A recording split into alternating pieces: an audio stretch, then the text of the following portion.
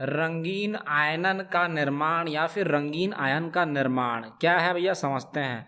संक्रमण धातुओं के यौगिक अधिकांश ठोस अवस्था एवं विलयन अवस्था में पाए जाते हैं भाई।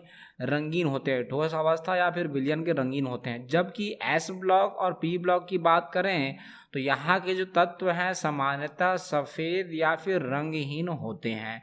अब ये कलरफुल है, इसके पीछे का कारण क्या है, ये कारण हम लोग अब समझते हैं।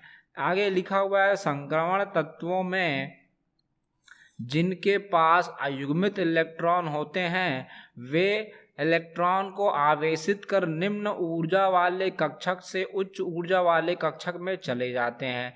तो जिसके पास जोड़ी का इलेक्ट्रॉन नहीं है वो निम्न ऊर्जा से उच्च ऊर्जा स्तर में चले जाएगा तथा कुछ समय पश्चात वे मूल अवस्था पर लौट आते हैं। तो पहले निम्न ऊर्जा स्तर से उच्च ऊर्जा स्तर पर जाएगा, वहाँ पे थोड़ा देर रुकेगा और वहाँ से फिर से अपने मूल अवस्था में लौट के आ जाएगा।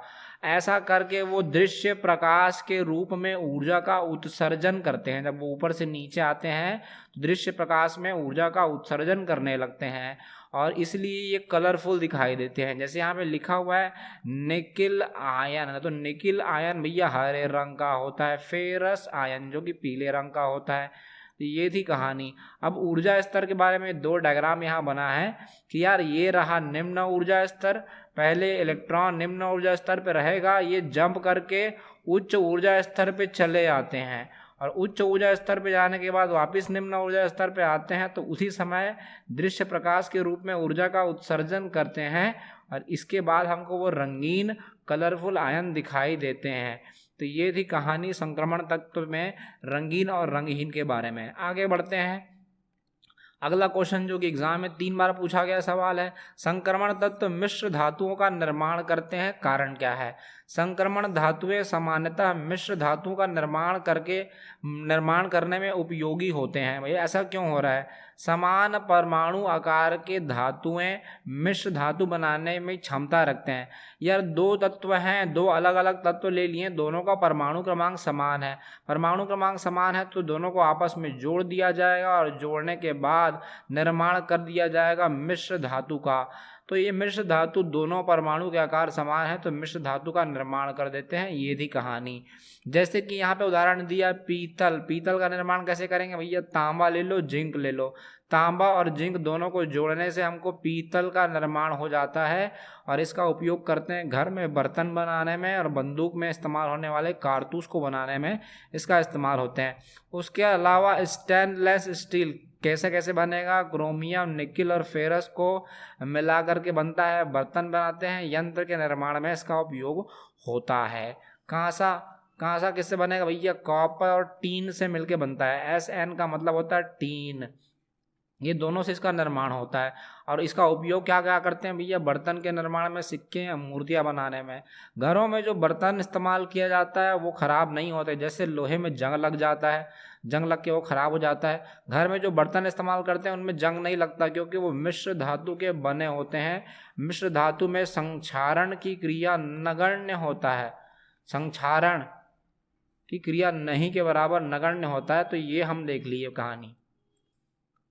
आगे बढ़ते हैं। संक्रमण तत्व के बाद आंतर संक्रमण तत्व F ब्लॉक के तत्व क्या है भैया, देखते हैं। संक्रमण तत्वों की तीसरी तथा चौथी श्रेणी के अंदर जाएंगे और लैंथेनम और एक्टिनम को देखेंगे। उसके बाद 14 तत्वों की 2 श्रेणी का निर्माण किया गया है, उसको सारणी में नीचे रखा गया है। तो चलो जितनी बातें हम बताएं उसको आवर्त तालिका में देख लें। तो ये बोलता है सबसे पहले डी ब्लॉक में जाओ, ये रहा हमारा डी ब्लॉक, ये डी ब्लॉक में 2 तत्व है लैंथेनम और एक्टेनम। लैंथेनम और एक्टेनाइट दोनों को ध्यान से देखो बोलता है, दोनों को ध्यान से देखें, लैंथेनाइट और एक्टेनाइट को दोनों को ध्यान से देखते हैं। तो ये रहा लैंथेनाइट, इसमें स्टार लगा हुआ है, कि स्टार हमको दिखाई दे रहा है। तो लैंथेनाइट और ये रहा एक्टेनाइट, इसमें डबल स्टार लगा हुआ है, जिसमें यहाँ पे ध्यान से देख पा रहे हैं परमाणु क्रमांक 57 लिखा हुआ है। 57 के बाद डायरेक्टली 72 आ गया। तो बीच का कहाँ है, बीच के 14 तत्व गायब हैं। तो उसी 14 तत्व को F ब्लॉक तत्व बोलते हैं। ये रहा 57 के बाद 58, 59, 60, 61, 62, 63, 64, ऐसे करते करते पूरा 71 तक हमारे पास दिखाई दे रहा है। ये 71 तक चले आए। तो 14 तत्व को अलग से रखा गया है, ये 14 तत्व। तो यार ये 14 तत्व को अलग से रखा गया है, इसे ही हम आंतर संक्रमण तत्व या फिर एफ ब्लॉक के तत्व कहते हैं। वैसे ही 89 से लेकर 103 ये रहा एक्टेनाइड श्रेणी। एक्टेनाइड श्रेणी 89 से 89 के बाद 90, 91, 92, 93, 94, 95, 96, 97 ऐसा करते करते 14 तत्वों को नीचे अलग से 2 टेबल बना के रख दिया गया है। इसको हम बोल देते हैं अंतर संक्रमण तत्व, एफ ब्लॉक के तत्व, जिसको अलग से रखा गया है। आगे बढ़ते हैं, ये लिखा है नीचे रखा जाता है। इनके विन्यास में बाह्यतम 3 कोष अपूर्ण होते हैं। ज़्यादातर बाह्यतम कोष में 3 अपूर्ण इलेक्ट्रॉन उपस्थित होते हैं तथा इलेक्ट्रॉन n-2f में भरते हैं। इन्हें अंतर संक्रमण तत्व या एफ ब्लॉक तत्व कहा जाता है। अब एक एक करके दोनों श्रेणी के बारे में बात लिख दिया है कि देखो भैया, पहला होता है लैंथेनाइड श्रेणी। लैंथेनाइड श्रेणी मतलब 4f श्रेणी बोल दी है। सीरियम Ce58 से ल्यूटेशियम Lu71 तक 14 तत्वों का समावेश किया गया है। एक समय इन तत्वों की दुर्लभ प्रेरण तत्व कहा जाता था, लेकिन अब ऐसे ऐसे तत्वों की खोज हो गई जो इनसे दुर्लभ है, अतः इन्हें दुर्लभ कहना अब दुर्लभ नहीं कहते। पहले स्टार्टिंग में इसको दुर्लभ तत्व कहा जाता था, लेकिन धीरे धीरे और भी दुर्लभ तत्वों के आविष्कार हुए तो इसको दुर्लभ तत्व अब नहीं कहा जाता। 14 तत्वों का समावेश किया गया है, ये तो अभी हम जस्ट बताए हैं। अभी लैंथेनाइड के बाद एक्टेनाइड की बात करते हैं। एक्टेनाइड मतलब 5f श्रेणी।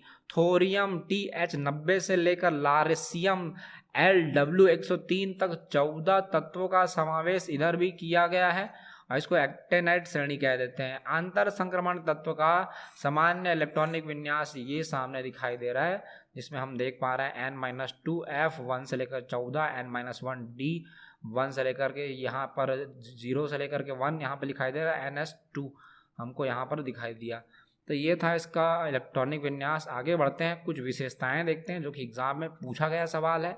लैंथेनाइड श्रेणी की विशेषता क्या है? गलनांक और क्वथनांक। लैंथेनाइड के गलनांक एवं क्वथनांक उच्च होते हैं, परंतु परमाणु क्रमांक में जैसे जैसे वृद्धि करेंगे नियमित क्रम में वृद्धि नहीं पाए जाते। परमाणु क्रमांक जैसे जैसे बढ़ेगा इसके गलनांक और क्वथनांक वैसे वैसे लीनियरली रेखीय रूप से नहीं बढ़ते, ऊपर नीचे थोड़ा उतार चढ़ाव देखने को मिलता है। सभी लैंथेनाइड आघातवर्धनी और तन्य होते हैं। ये थी कहानी। आगे बढ़ते हैं, अनुचुंबकीय और प्रतिचुंबकीय व्यवहार। क्या लिखा है भैया? 4f उफ कोष में अयुग्मित इलेक्ट्रॉन उपस्थित है। अयुग्मित इलेक्ट्रॉन मतलब क्या? जिसके पास जोड़ी का इलेक्ट्रॉन नहीं होता। ये देखो 2 इलेक्ट्रॉन यहाँ पे, एक जो ये इसके पास खाली स्थान दिखाई दे रहा है, तो ये क्या है भैया? जिसके पास इलेक्ट्रॉन जोड़ी में नहीं है। जिसके पास इलेक्ट्रॉन जोड़ी में नहीं होते उसको अनुचुंबकीय व्यवहार बोल देते हैं। तो अधिकांश लैंथेनाइड जो होते हैं वो अनुचुंबकीय व्यवहार को प्रदर्शित कर रहे हैं, क्योंकि इनके पास जोड़ी के इलेक्ट्रॉन नहीं है। केवल La3+ और Lu3+ आयन ऐसे हैं जो कि प्रतिचुंबकीय दर्शाते हैं, क्योंकि इनके पास जोड़ी के इलेक्ट्रॉन उपस्थित है। जोड़ी के इलेक्ट्रॉन है इसलिए वो दर्शाता है प्रतिचुंबकीय। बात करें अगर आयनन ऊर्जा और विद्युत धनात्मक लक्षण का, तो सामान्यतः सभी लैंथेनाइड की आयनन ऊर्जा निम्न होती है। ये सभी विद्युत धनात्मक प्रकृति के होते हैं, दानी होते हैं, दान देते हैं ये। आगे बढ़ते हैं, रंग और रंगहीन के बारे में कहानी है। एंथेनाइड के जो अधिकांश आयन रंगीन होते हैं, कलरफुल होते हैं, क्योंकि इनका जो एफ ब्लॉक के कक्षक है अधिकांशतः अयुग्मित होते हैं, मतलब जोड़ी के इलेक्ट्रॉन नहीं है इसके पास, इसलिए ये रंगहीन है। जैसे कि यहाँ पर Pr3 को हरा रंग है, सोडियम Na+ जो चार्ज यहाँ पे दिखाई दे रहा है गुलाबी, यहाँ प्रिंटिंग मिस्टेक लग रहा है, Sm⁻³ जो है पीला रंग। तो ये थी कहानी कलरफुल के बारे में।